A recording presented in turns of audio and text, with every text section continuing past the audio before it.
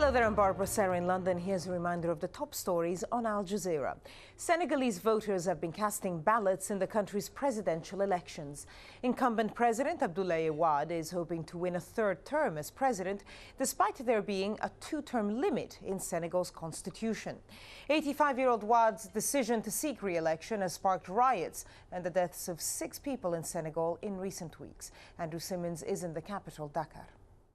What we're hearing is that the turnout figures, although the voting seemed brisk here in the capital Dakar, the voting actual turnout is lower than expected. It could be around 50% or even lower, and that compares with something like 10%, 15% less than the last presidential elections.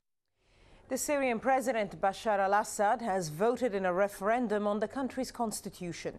It would create a multi-party system in Syria, which has been ruled by the Ba'ath Party since 1963. There's been a 6th day of protests in Afghanistan following the burning of Qurans at the Bagram Air Base. Sue Turton has more from Kabul.